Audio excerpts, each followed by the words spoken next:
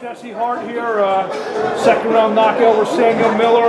Fight started out a little sloppy. You guys were swinging for the fences.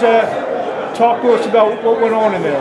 Well, you know, anxious, hometown crowd.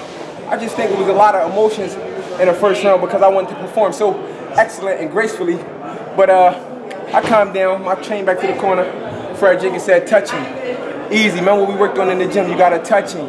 You got to touch him and then drop the hammer on him. And I think when I touched him and I dropped that bomb on him, I think that was the difference. He couldn't stand the power. Once I heard him the first time, he respected me. A lot of people don't understand. If any fighter respect me, they just as good as dead in the ring. He's a veteran guy. He's beat some good, name guys. He's going the distance with some 25 knockouts. He had more knockouts than I had fights. There's no doubt about who I am tonight.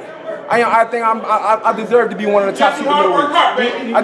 I deserve to be one of the top super middleweights. I deserve that. He had 25 knockouts. Every prospect needs to beat that one veteran guy to kind of get him over the hump. Is this that guy?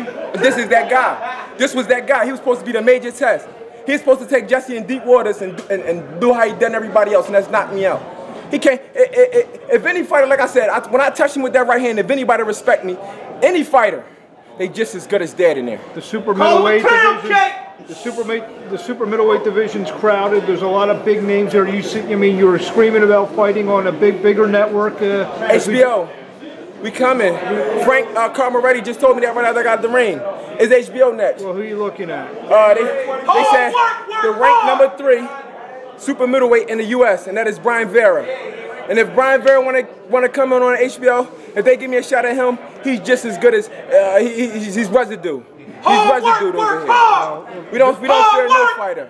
Well, Vera's fighting January 16th, but if he get past him, I got him in February. No, that's the question. Like blood, it's lipstick.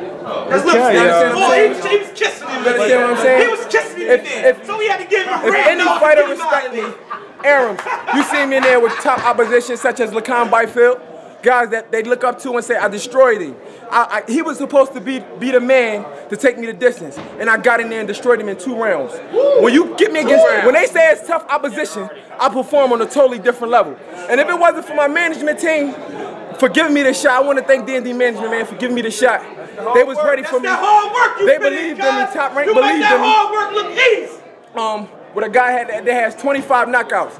Doc and Dave Price, they looked out for me on this fight, man. I said I wanted the hard fight so people know that I'm the real deal. And if they don't know I'm the real deal now, then I don't know what else to prove. That was a hard fight. Congratulations, man. That was a hard fight, guys. Made it look easy. Why Bryan Vera? Because he's rated number 3 in the U.S. And I'm rated number 9 in the U.S. So the whole build up to that fight, I think it'd be major. He gave Chavez his hardest fights.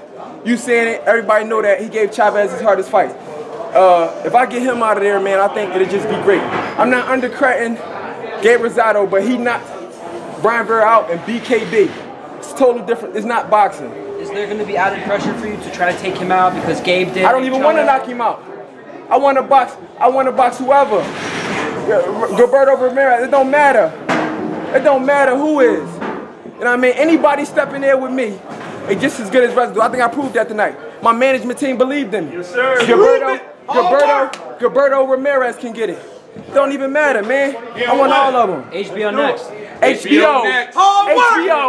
The mainstream, get ready for me, man. D&D management, top ranked boxing. We going to the top. HBO. Peter Nelson, January 24th. Peter Nelson, I love you, baby. Hard work. Work hard. Hard work.